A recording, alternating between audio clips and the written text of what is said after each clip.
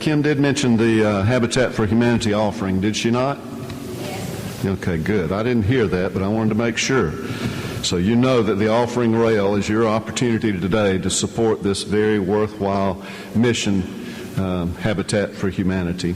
I was captivated by this quote in my preliminary readings, and I find it appropriate as food for thought as we prepare for food, the bread and the cup, in terms of Holy Communion here today. The passage, referring primarily to the story of Nicodemus that George just read from John 3, but also can refer to Isaiah's documentary in the Old Testament reading, the passage makes a profound statement as to the relevance of faith and its reality in our lives. Orthodoxy is not the key to being Christian. Rather, God expects an inseparable bonding of orthodoxy and orthopraxis.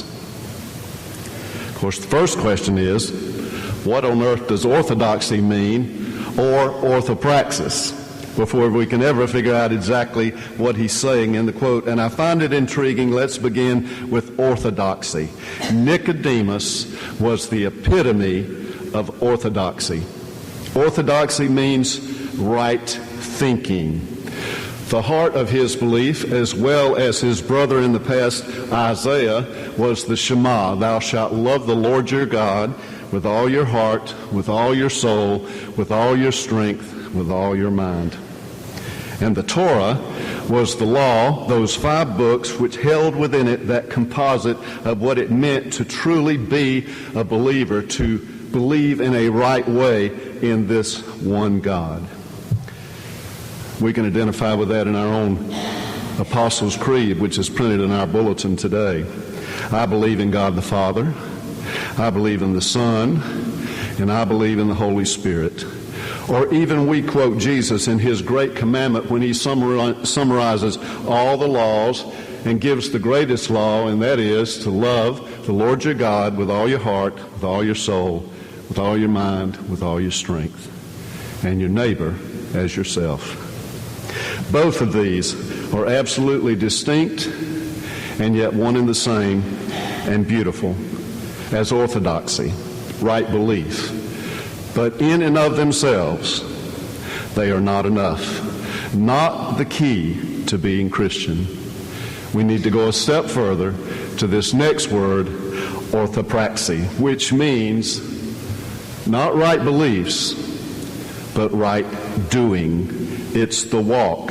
It's putting and adding skin and bones and hands and feet and flesh to belief. As summarized in the Christian ethic, put so simply, so beautifully by Jesus, do unto others as you would have them do unto you. We say that we are Wesleyan in our historical background here and recognize that connection in our charter at St. Andrew by the Sea. John Wesley espoused general rules for the society, the group, the community church in which he began his ministry, and there were 3 general rules which everyone was expected to abide by. Number 1, do no harm. Number 2, do good. And thirdly, attend to all the ordinances of God, which is a fancy way of saying pray, worship, fellowship, meditate upon the Holy Scriptures. In other words, orthopraxy, the bottom line, what must be added to believing in God, professing or affirming a faith in the Apostles' Creed, is practicing what one preaches.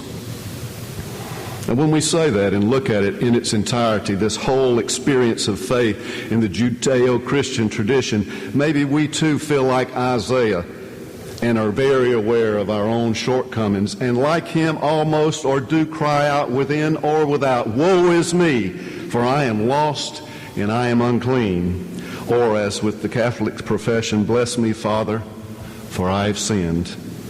If so, I trust the same thing today happens as in Isaiah's case, that somehow, some way, God sends his mysterious heavenly winged being to us and touches not only our lips, but our hearts as he did and as he will Isaiah's.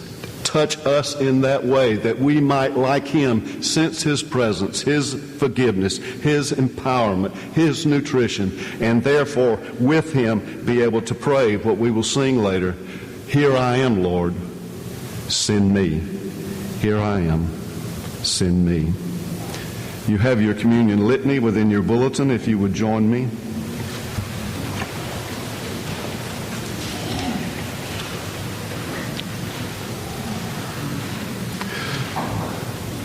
Our communion is open to one and to all.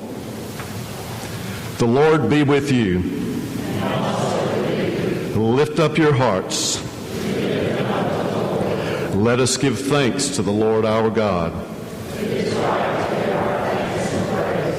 It is right and a good and joyful thing, always and everywhere, to give thanks to you, Father Almighty, Creator of heaven and earth.